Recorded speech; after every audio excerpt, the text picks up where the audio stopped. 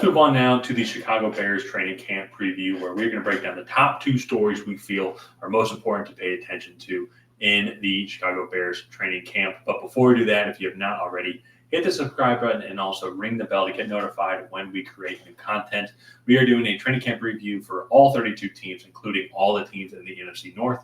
We will also be doing weekly prediction videos throughout the entire regular season. So if you want to see those Bears prediction videos and see if we feel they're going to win or lose and why that happens each week, feel free to subscribe to the channel and also ring the bell. It is the easiest way to get notified. And Ryan, with that being said, this is just going straight into the top story, and it's going to be obviously number one.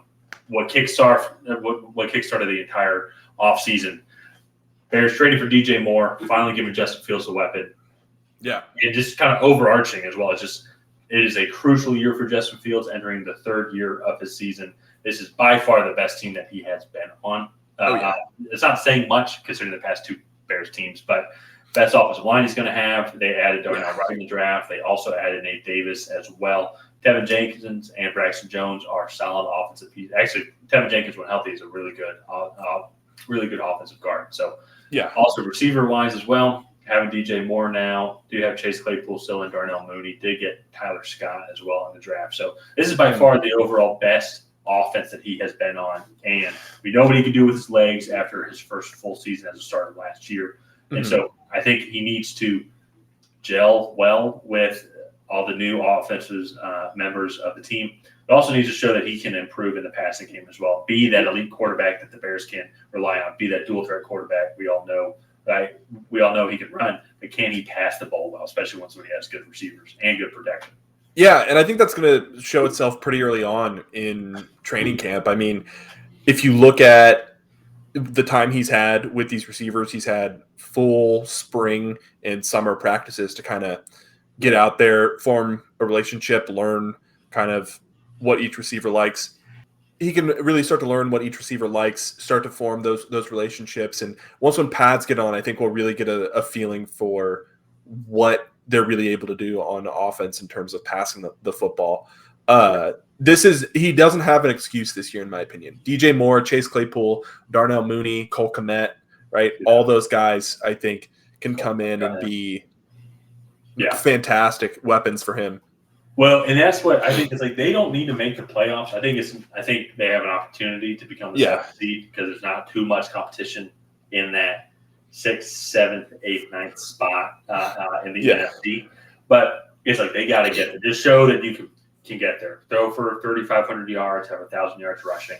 Like that's going to be the style of play that the Bears are going to want him to have. And also, I think it's the style of offense that works well with him. Now, he does have DJ Moore, huge improvement over what they had last year. Cole Kmet, he was really the only guy that I think Fields trusted last year, outside of maybe David Montgomery and Khalil Herbert catching the ball. So, but then, too, also getting Roschon Johnson as well. I think it's going to be fun to add to the running back room. Also, Dante Foreman and Khalil Herbert. Like, he's got a good group of guys around him. So, I agree with you. Like, I think if we don't see improvement or if we're seeing the same type of issues as we saw last year, then it's like definitely cause for concern. Yeah. I don't know then that brings the speculation then will they take his 5th-year rookie option? Will they potentially draft somebody in the draft next year or start shopping around like what veteran quarterback could we come in to compete just so we can be competitive? So because the Bears, I mean, it's a low bar to improve on, but the Bears did improve a lot from last year. Even then, kind of transition in and then into the second story to watch is the defense was absolutely abysmal last year. And so, as I said, it's not too much to say that they're already better, but even just with some of the offseason signings of Tremaine Edmonds started out, TJ Edwards as well, DeMarcus Walker from Tennessee as well. And so, and I'm sure even a few others that I might be missing from the get-go. Also, drafting-wise, Tyreek Stevenson, and they did get Zach Pickens and Gervin Dexter as well for the interior defensive line. Already, the defense is significantly better. But can they just make the team stay in games, so to say, and not just be a huge liability like how they were last year? So players that come from them.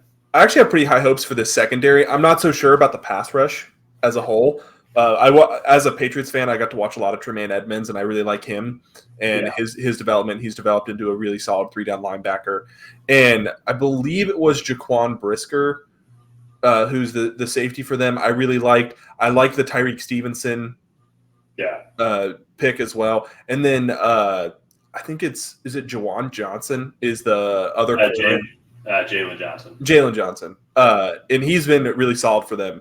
Well, and that's for a something few years too. now. And that's something too. And it's like, I know I was critical of them, but it's like the secondary's young. Like Eddie Jackson was the oldest in the free safety. He was drafted by the Bears at 17. So he's probably getting like 28, 29. Like I'm not sure. I'm not looking at it right now, but that's a fair guess, so to say. But you're right. Like so, if the secondary just keeps improving, they're very young, and then hit on some of the free agency signings as well on the defensive front. I think that they hit on the linebacking core as well. Just getting Tremaine Edmonds alone, and TJ Edwards to help out. So you're at defensive front, you got to keep improving. But in general, though, this defense is already significantly better. Yeah, definitely. Yeah, and so you couple that in, I think Justin Fields has a much more consistent has the opportunity to be much more consistent on offense, and I really like what they could be this year. I think if all things go really well, they could potentially be competing for the division. Now, do I think that's really a realistic expectation? No, but I think they should be significantly improved from last year. It is the Lions that are the division favorites, so anything can happen in the end. That's very fair. That's very fair. So, but let's go ahead and wrap up the Chicago Bears training camp preview there. If you guys have not already, please go ahead and like and subscribe. Leave a comment down below on what you think of the Chicago Bears heading into 2023. Do you like what they have going for them? You think they're going to make a push for the division win and a playoff spot, or do you think they're going to fall short? Maybe some of these moves they made won't necessarily pay off as much as they thought they would. Let us know down below. And other than that, we will see you guys next time.